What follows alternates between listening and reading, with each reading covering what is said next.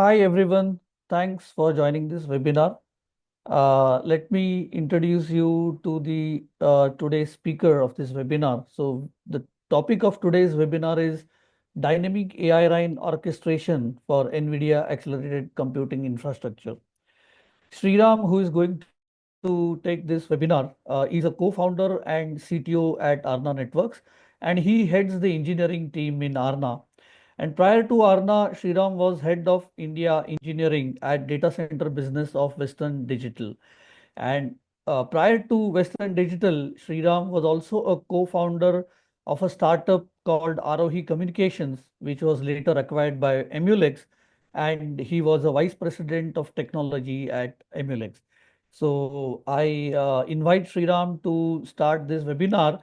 And for you, please feel free to post your questions anytime on the chat window. But after the webinar is done, Sriram shall take the uh, questions. So thank you again for joining this webinar, and I will hand it over to Sriram to start the webinar. Thank you very much. Thanks, Milind. Hello, everyone. So we'll go through today's topic, which is the dynamic AI RAN orchestration. So Milind, if you can go to the next slide. Yeah, so essentially this gives an introduction to the sort of the big picture. Right? So there are three terms here: the RAN, the cloud, and the right. So essentially the idea is that the same cloud can be used for both running the RAN workloads as well as the machine learning or AI workloads, right? So the cloud RAN is a term that's used, which is a standards-driven disaggregation. And the idea is that in this case, what is running on the cloud is a disaggregated RAN, because obviously, if you have a fully integrated solution which is not disaggregated, you can't possibly be running it on the cloud, right? So that's one of the concepts here. The second concept is accelerating the cloud RAN. So the people are aware of running the RAN workloads on the CPUs, either CUDUs and which are all disaggregated and so on. But what we're talking about here is the accelerated cloud RAN. So in that case, they make use of the GPUs, in particular the NVIDIA GPUs, for accelerating the L1 and L2 RAN functions. So this essentially uses the SDK from NVIDIA called Aerial, where the RAN components are ported on SDK, on Aerial SDK, and they can make use of the GPU's acceleration for running the RAN workloads. So that's essentially what we are talking about today in this webinar. And the third concept in this is the RAN in the GPU cloud. So essentially, using these accelerated functions of the GPU, we are going to run it on the GPU cloud. So now the question is, how do you optimize the capex on this, right? So since you are going to be using the GPU for running the RAN workloads, can you also use the same GPU cloud for running the other workloads, such as the AI workloads? So that essentially leads to the fourth concept, which is AI and RAN, and running on the same GPU cloud. So what we're going to talk about today is essentially how you can run both these workloads on the same GPU cloud. Yeah, if you can go to the next slide. So this essentially builds on what I mentioned in the previous slide. So on the left-hand side, you see the picture where the cloud, the NVIDIA GPU cloud in particular, is running only the RAN workloads, right? It could be either virtual RANs or standards compliant ORANs. And in case of a heavy 5G traffic, essentially the entire cloud is running the RAN workloads, right? And then you see the arrow that's pointing to the other scenario where the 5G traffic or the RAN. I mean, actually, we mentioned 5G, but it could in future be 6G as well, where the traffic is lighter, maybe in the non-peak hours, right? So the idea is that in that case, you could be running both RAN and the AI/ML workloads, right? So, and some of the rationale for this is that typically RAN is the most expensive part of a 5G rollout. And I think most of the people in the telco world can attest to that, right? So, and also it's a fact that most of the RAN sites are very often underutilized. In fact, there's an estimate that only typically 20 to 30% is utilized. So now the question is, what do you do with this GPU resources for the remaining 70, 80%, right? So the idea is that you use the same underlying cloud for the machine learning during these underutilization periods. So the idea is that during this, by doing this process, you can convert your RAN site to a profit center. So the conservative estimate is that the ROI can go up to 9 to 12 by doing this. And Arna currently is the only orchestrator that can go across these domains, because essentially you're talking about the RAN workloads and the machine learning workloads. So you need an orchestrator that can span both of these domains and understand both of them, switch the workloads, and so on. So, and that's essentially what we're going to demonstrate today in the webinar today. Yeah, so this picture shows how this process works, right? So starting from the bottom, what you have is the AI RAN GPU cloud management software for full isolation. So what we mean by that is that when you're running these different types of workloads, obviously you want to maintain some level of isolation, right? And you want it to be as strict as possible, because you are typically running your RAN workloads in the cloud, in this GPU cloud. And you could also be running machine learning workloads, which may or may not belong to your organization. Right? And we'll show you some of those possibilities, right?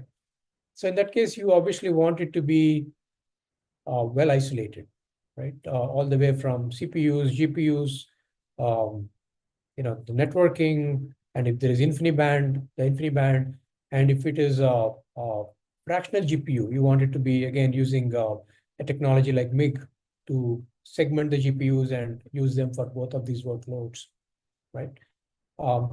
And thirdly, there is also a concept NVCF, which is a service offered by NVIDIA, where you can register your spare capacity with NVCF. And we're going to show that in the demonstration today.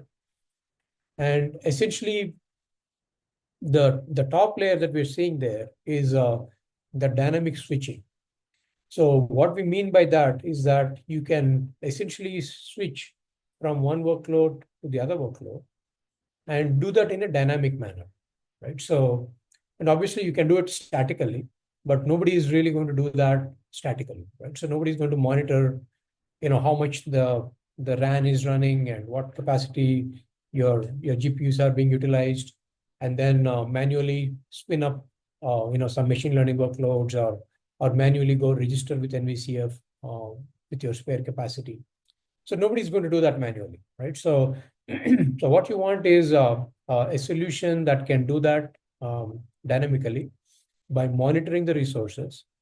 And these resources need to be monitored based on the requirements of the users, right? The GPU owners, essentially, right? Because some of the telco owners may want to monitor some of the call traffic, some of them may want to monitor something else, maybe some RAN utilization. So it needs to be flexible enough. The orchestrator needs to be flexible enough to monitor the type of resource that the owner wants to monitor, the GPU owner wants to monitor.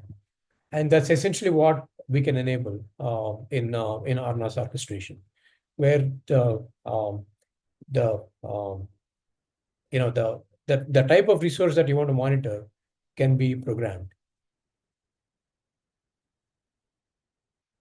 So this shows the entire stack the ARAN stack. This is sort of the NVIDIA stack, which we're showing, where we show our orchestrator where it sits in this stack. So I'm not going to go into all the details of this. You can find it on the NVIDIA website. But essentially, this is it shows how, for example, the Grace Hopper or GP, which is the latest Grace Blackwell platform, can be utilized for running these types of workloads.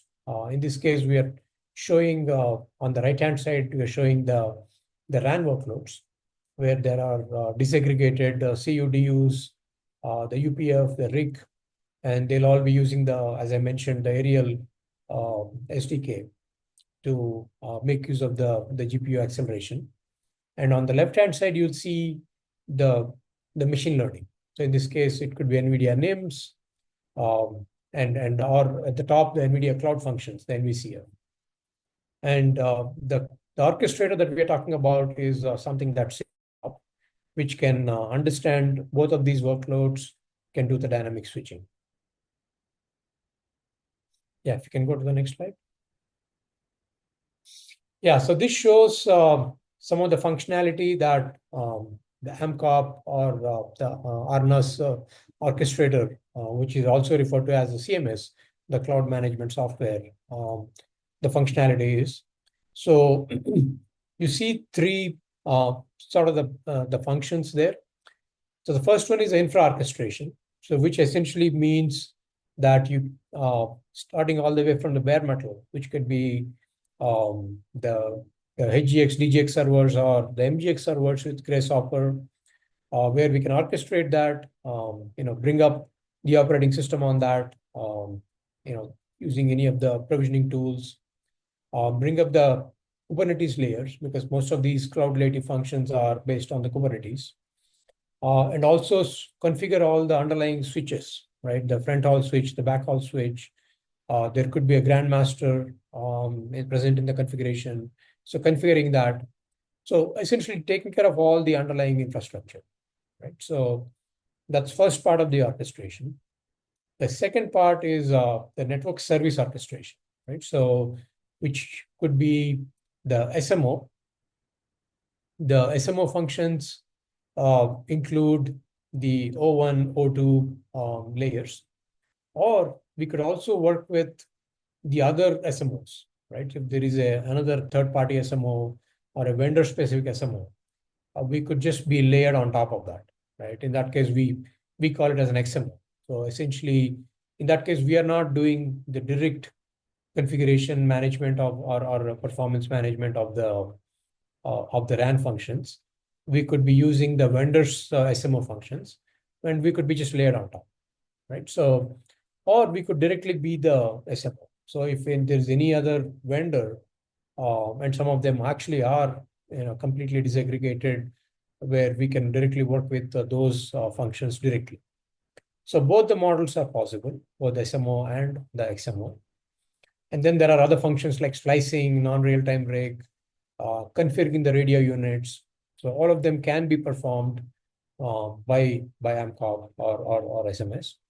And again, some of these are optional. Either you decide to do using the SMO, AMCOP SMO directly, or you can use the vendor's SMO functions. And then the last one, the important one, is the application orchestration, right? So this is where we orchestrate the machine learning functions, which could be either some RAG models that they want to run, or some training, some fine tuning, inferencing. So we can essentially orchestrate them using their Helm charts or using their as Docker containers. We can bring them up on these AI clouds. And more importantly, the closed loop functions, right? So we can monitor both the RAN and the machine learning workloads. And they could be based on some standard interfaces. For example, some of the RAN functions may expose ORAN functionality, right? So in that case, there is a standard FCAPS that we can monitor using the standard O1 functions. Or if they expose some Prometheus type interface, we can just look at their endpoints and monitor these functions. So both options are possible. And then based on that, you can create a closed loop function where you can create a policy that says that based on these criteria, make this change. Right? For example, you decide to scale in your RAN functions and add a machine learning workloads. And when you reach a, again, a peak scenario where there's a lot of RAN workload, you do the opposite. You start scaling out your RAN functions and maybe spin down your machine learning, right? So all of this can be done using the closed loop operations. And what we show at the top is really our single pane of glass, the MCOP single pane of glass, which is a unified GUI for running both of these workloads. Yeah, so now we jump into the demo. So before the actual demo, we'll go through some of the concepts here and what we're going to show. Yeah, so what we're going to show is essentially RAN and AI workloads running on the same GPU. And in fact, we're going to show it even more finer granularity, running on different MIG partitions. So we take a single GPU, create into multiple partitions, let's say 7 partitions on a GPU. And this is a grasshopper with a single GPU. And then we monitor the A and the RAN workloads, right? So in this case, in the demo, we show the dashboards where we monitor both the A and the RAN workloads. And then independently, we show how we can register the spare capacity using NVCF on NVCF. And then we also do the scheduling, NVCF scheduling of particular. Actually, we happen to pick a DeepSeek R1 model where we schedule it through NVCF. So it's actually showing 2 different things. One, in the first case, we're directly deploying a RAG model and we monitor it. So that's what we see in the first 2 steps. In the third and fourth step, we show the similar functionality, but using NVCF. So in that case, we register the spare capacity on the NVCF. And through NVCF portal, we submit a job. And this job happens to be an inference job using DeepSeek R1 model.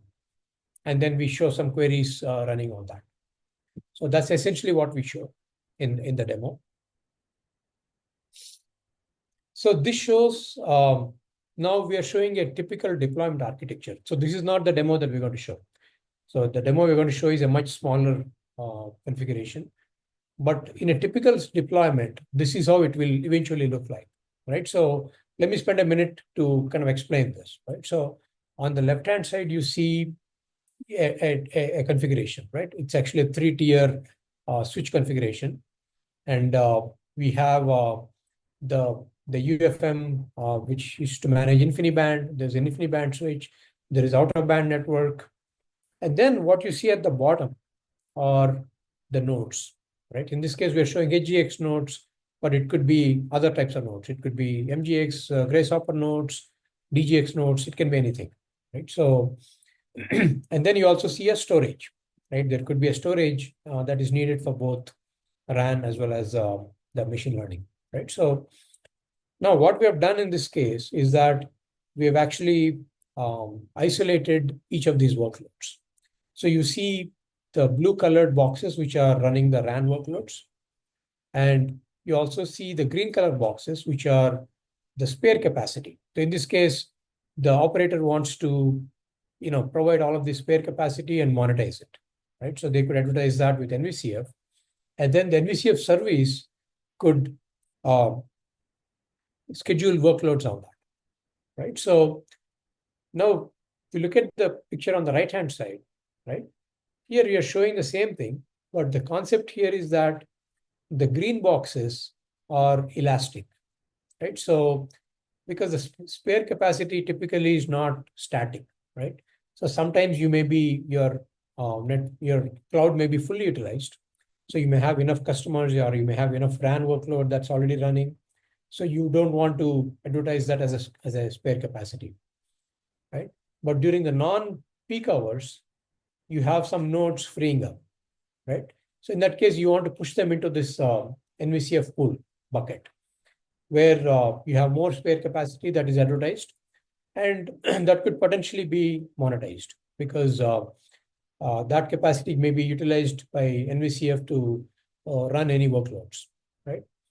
Now, the key here is that this process has to be dynamic, and it also has to be in a fully isolated manner, because you can't randomly pull out your RAN workloads and push them in the machine learning bucket, right? Because again, you have to isolate them, make sure that all their networking is isolated, all their InfiniBand is isolated, or if you're using a MIG partition, right, within a single node, you make sure that your other partitions are isolated from running these workloads, right? So, and then once you advertise it, the NVCF service can take care of scheduling jobs on that.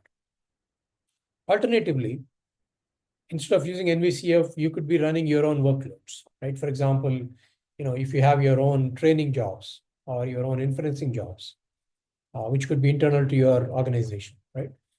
Then you can directly be running on these on this spare capacity. So in that case, the isolation may not be that strict, but conceptually it's the same thing. You still want to make sure that one of the workloads doesn't really take up any resources from the other workloads. So you still want to maintain some level of isolation, right? So that's essentially the typical deployment architecture that you can eventually realize. But obviously, in the demo, we are not going to show this kind of a large configuration. So what we're going to show in the demo is a much smaller configuration. And you can see it in the next slide. If you can go to the next slide. Yeah. So this is what we will show in the demo, in the demo today. So we are going to show it in a single NVIDIA Grace Hopper 200 server. So the boxes that you see in the middle are the different partitions, they're MIG partitions, right? So what you're doing here is that you're using 3 of the MIG partitions for running RAN workloads and 4 of them to run the machine learning workloads. So in this case, you're not going to use the NVCF service. You actually directly use these partitions to run a RAG model. So that's what we're going to show in the demo. And then you can use some querying to query the RAG model. And you can see that on the AMCOP pane of glass, you can see the monitoring, where as you run the RAN workloads and as you start querying the machine learning, the RAG model, you can see that the utilization keeps going up. And you can also see the dashboards, the RAN dashboards, as well as the machine learning dashboards. And corresponding to those traffic, you can see the utilization going up on the dashboard. So that's essentially what we demonstrate today. So that's first part of the demo.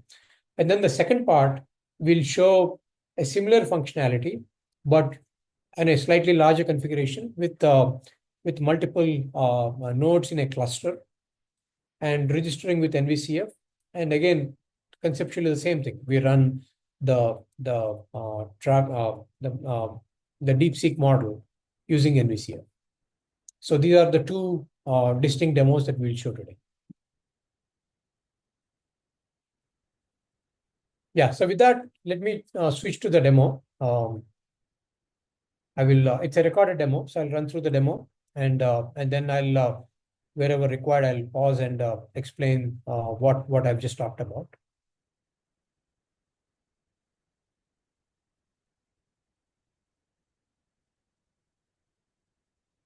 Okay.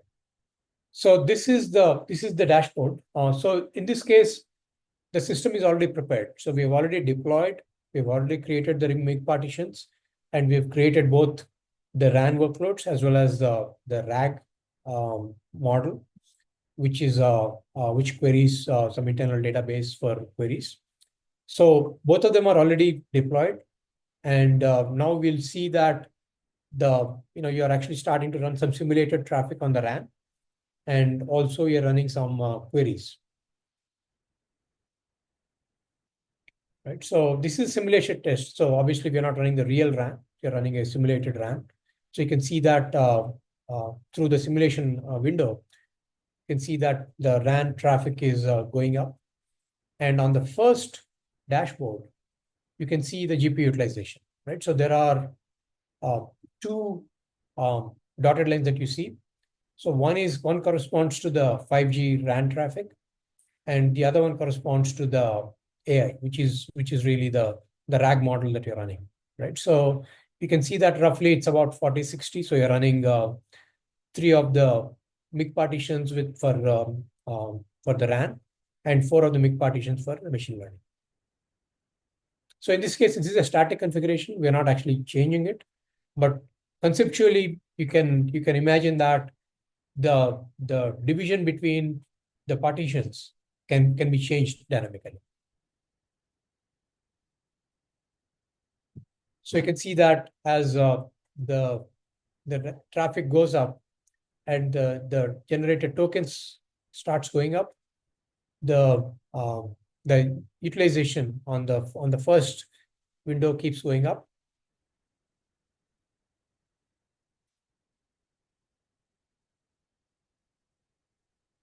So you can see both the RAN and the tokens going up.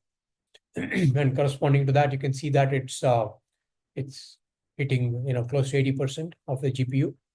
So there are keep in mind that there are actually 7 partitions, 3 partitions running the RAN workload and 4 partitions running the machine learning workloads.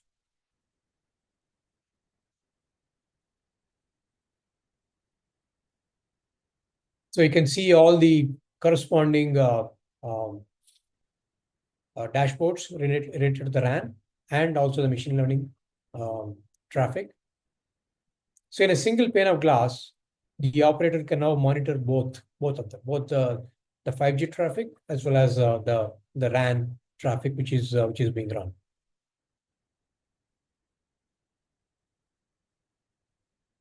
Yeah, so you can see. So let me quickly forward this.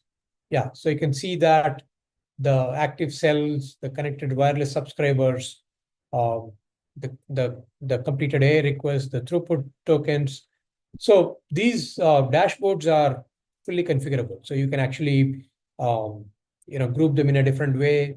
You can group all the RAM dashboards in one side of it, and then the machine learning and the AI workloads in a different one, or enable or disable some of these dashboards as required.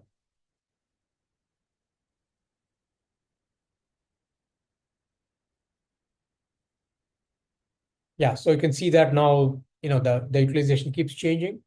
So now you're running more of the machine learning and less of the RAN. The RAN has come to 0.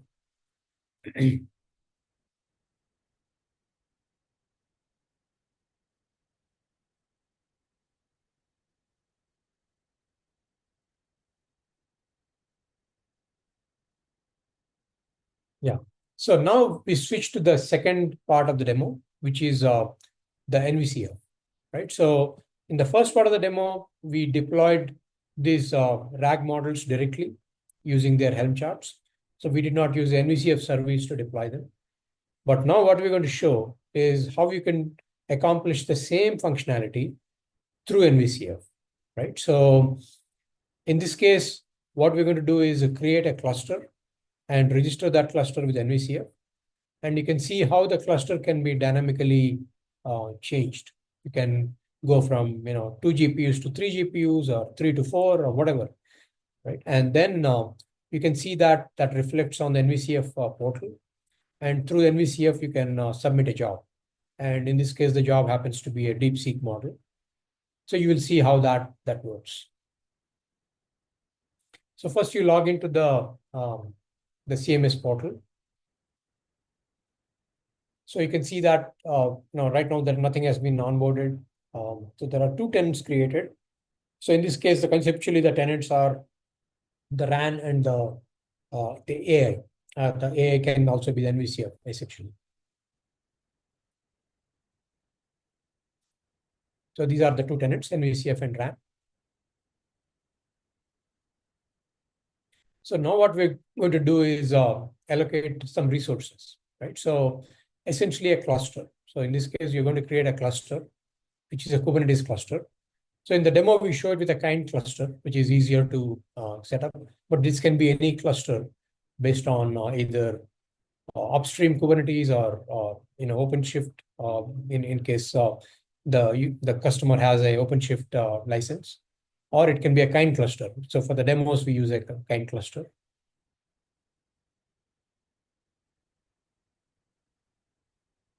And then you allocate the nodes, right? So in this case, we allocate one node. So this is actually a kind cluster. So in this case, the worker nodes can be any number. So we set it up as 2 worker nodes. So you see that now the cluster is running, right? And there are two worker nodes, the NV kind 1 and NV kind 2.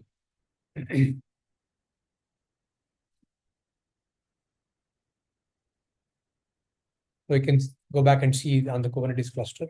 So now what you're doing is registering this cluster with NVCF, right? So this is a one-time operation. So this is typically a day 0 operation. So you don't have to keep registering it. So you just register once, and then whenever your cluster changes, right? Whenever you add more nodes into the cluster, remove nodes into the cluster, that will automatically get reflected on your on the portal, on the NVCF portal. So you don't have to keep registering it. So here you're going through the registration process, the one-time process. So this is an on-prem cluster. So you can see that it's an on-prem cluster that you're registering.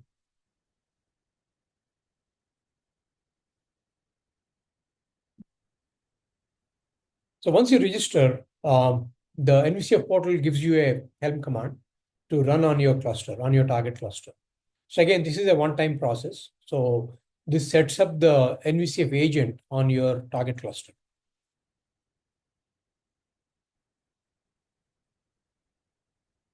So you run the Helm command.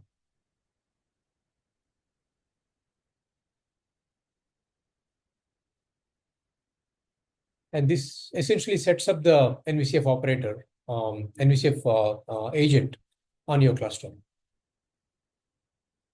So you can see that the NVCF operator is starting up. So you can see, the NVCF agent coming up on your cluster.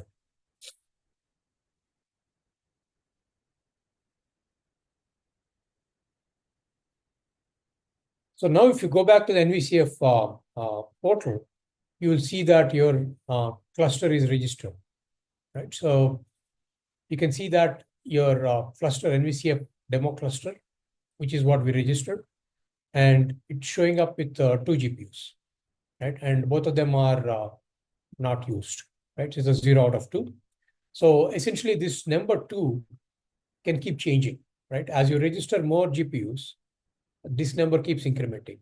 And as you reduce your cluster size, this will keep decrementing, right? So essentially, you don't have to do anything else. Once your cluster is registered, dynamically you can keep adding nodes into it or remove nodes from it. And that process can be either manual or it can be automated, right? So typically nobody's going to do that manually, right? So nobody's going to add nodes and remove nodes, by looking at some KPIs and some metrics. So instead, what you would do is set up some kind of a policy that when your utilization goes down to a certain level, you add another node into your NVCF cluster. And again, when your utilization goes up, you take it out of the cluster. So you set that up manually, automatically, right? So, but in the demo, of course, we show that manually. So now you see that there are 2 nodes. So you're showing it as a 2 GPUs. So now what you have done is we've added one more node, right? So now if you go back to the NVCF, you'll see that there are 3 GPUs. Yeah. So here you can see that now there are 3 GPUs because you've added one more node to your cluster. And like I said, that addition and removal can be an automated. It doesn't need to be a manual process. So now your cluster is registered. You have 3 nodes, 3 GPUs that are registered with NVCF. And again, you go back to 2. So you can go back and forth. So now you switch to the job submission part of the demo, right? So here, essentially, this is again NVCF user portal, right? So here users can register, and then they can submit jobs. So they can add their their functions, either Helm charts or Docker containers, and then through their registry they can deploy them. So this is essentially through the DGX cloud, the NVIDIA DGX cloud. So in this demo, we're going to show it as a container, as a custom container. So as I mentioned, we're going to pick a DeepSeek model, which has a containerized version, and then use that to deploy through NVCF.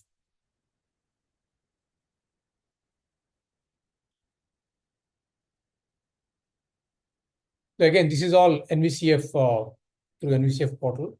And there are, of course, APIs to do the same thing. So this all can be done through APIs as well. And this is all NVIDIA's NVCF portal. So this is nothing to do with AMCOP. So now you've deployed it. So when you're deploying it, it will show you what are the options, right? So in this case, in the demo, we pick a A100 because that's what we've registered with NVCF. So that will show one of the on-prem clusters that we have registered.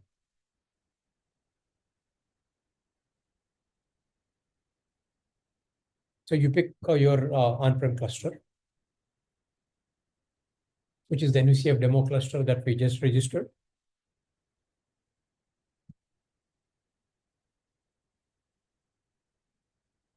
And there are various other filters. You can specify the geography where you want to run, and what should be your scaling factor. What should be the minimum instances, maximum instances. So there are various knobs that you can use to control how many resources that you're going to consume on these clusters.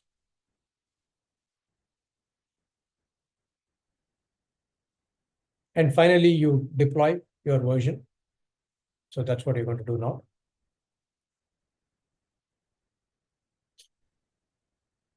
So now your function is getting deployed.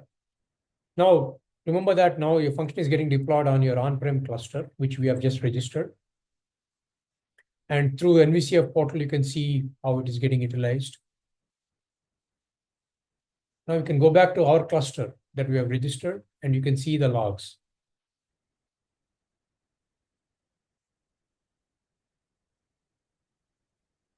Right. So,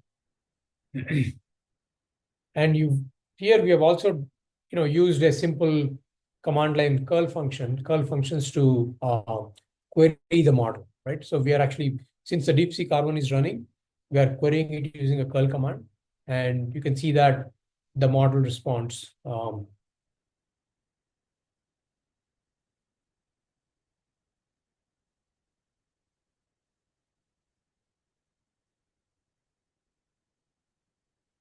Yeah, so you've asked a simple question. So it's a capital of France, and the DeepSeek model responded with its response. So that's essentially how you can query these models, and also you can create your own chat type window to do the same thing. You can query these models with the chat, and we have also integrated the chat interface into AMCOP. So through AMCOP itself, you can query these models.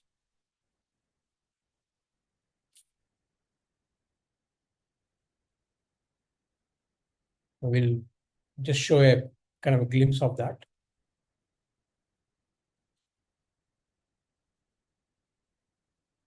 Yeah, here you can see that your model is being, yeah. So this is the query interface that we have created, which, through AMCOP, one of the windows, you can actually query the model. So, yeah, so that concludes the demo. Essentially what we wanted to show. Thank you, Sriram. Thank you very much. I think there was a lot of content and yeah, let's see. I can see some questions. So let me just put it across to you. And to all the attendees, please feel free to post your questions and we'll utilize the rest of the time to go through to explain those. So yeah, so Sriram, I can see one question where it says whether Arna SMO supports both VRAN and ORAN for of any vendors or any other vendors. Yeah. So yeah, let me answer that. So ORAN obviously yes, because our uh, SMO is fully standards compliant. So if there is any RAN vendor who is ORAN compliant, then we should work out of the box, right? And we have done the integration with a few of the vendors, right? Now VRAN is a little more tricky, right? So VRAN means that they have virtualized it, which means that we can deploy them, but we may not be able to do all the FCAPs, right? Because their interface may not be standard, right? So having said that, we can manage them if there are, their standard REST interface or, they expose any of those, we can build a plugin to manage those VRAN components, right? And we have done similar such things with other vendors. So the answer is, the short answer is yes, but to varying degrees. And VRAN with complete support, with ORAN with complete support, with VRAN depending on how much we can integrate with it. Okay, thanks, Sriram. I can see one more question here. Uh, yeah, the question is like many telcos already have the RAN orchestrators or SMOs.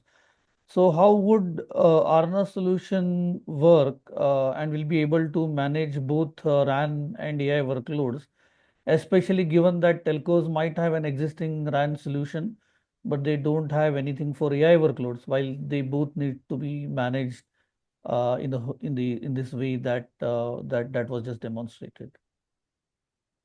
Yeah, I think that's a good question. And I think we typically get asked that question. So the approach that we took is that we are a standards compliant SMO. So if some RAN vendor is fully disaggregated and they give access to their RAN components, their CUDU components, we can directly manage it. But if the RAN vendor has their own SMO, right, we still want to make sure that we can work with it, right? So that's the reason we kind of started calling it as XMO, right? So we can be layered on top of their SMO, right? So, and in that case, we are not going to be managing all the FCAPs of the RAN directly. That's done by their RAN, their SMO. But we will only orchestrate. Let's say we could do some day zero functions of the RAN. We could, of course, do the machine learning in orchestration. We could do the NVCF that we just showed. So all of that we can still do. We could also do all the isolation functions that we talked about, where we create, dedicated resources for your RAN components. So we can do some of the day zero preparation for you, and then let your SMO take over, right? So that's a mode that we can work with. Okay, thanks, Sriram. Uh, there's one more question. What level of automation is built into the orchestration platform? Can it self-optimize GPU resource allocation based on network conditions? Yeah, so I think I briefly touched upon this during the course of the presentation. So there are multiple levels of automation, right? So one is first of all creating isolated resources, right? So that is fully automated. So you can create your day zero configurations with different tenants. One of the tenants can be RAN tenant, the other tenant can be your machine learning workloads, and you create them in a fully isolated manner, right? Now, what happens during day N, right? So during the course of operation, you determine that your RAN workloads are not fully utilized, right? So they are not taking up all the resources. So in that case, you can set up a policy in the product in AMCOP, in the orchestrator, such that when you hit this condition, you scale in your RAN and you scale out your machine learning. And you can do just the opposite, right? So that part can obviously be done manually, but more often than not, you want to do it in an automated way, right? So the way you do that is by creating this policy and a workflow, and that workflow essentially does this operation where it takes out your resources from one group or one tenant and adds them to another tenant, and can do vice versa. Okay, thanks, Uh, there's one question I see. How difficult is it for operators to implement this solution? And what is typical deployment timelines and the required infrastructure upgrades? So I think typically most of them start with a POC, with a lab POC, right? And that's a fairly simple process. If they have the NVIDIA resources, which presumably they have, we can get started in fairly short period of time. All we need to do is deploy our orchestrator. It can even run on the Grace Hopper, for example. If they have just one Grace Hopper, we could just run on the Grace Hopper on the ARM processor, and then perform the functions that we just talked about in the webinar today.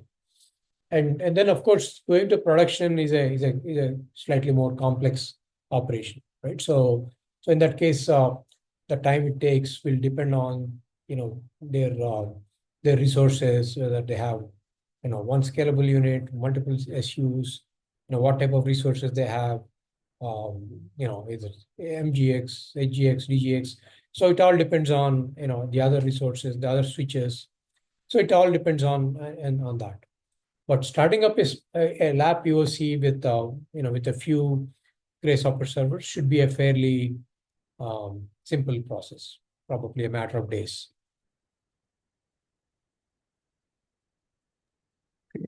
Okay, thanks, Uh, I can see one more question. What are the key differentiators of your orchestration platform compared to other GPU resource management solutions in the market? So, so one of them is clearly that we talked about, which is the ability to orchestrate across domains, right? We just showed that. So we can seamlessly orchestrate between the 5G or RAN workloads and the machine learning or AI, Gen AI type workloads. So that's clearly one area.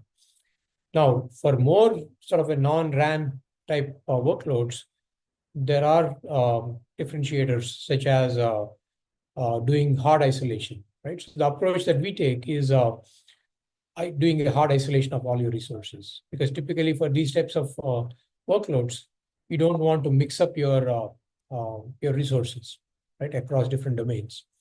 Or in case of multiple tenants using the same infrastructure, we don't want to mix up your resources across the tenants. So, but more in this context of the AI RAN, it's the multi-domain orchestration part, which is really the key differentiator for us. Okay, thank you. Well, I think yeah, there are no more questions. Well, thanks everyone for attending this webinar. We will have this recording also published on our website. I'd also like to thank Sriram for this for taking this webinar. Thank you. Thank you, everyone. Bye. Great. Thanks, Al. Have a good Thanks day. all.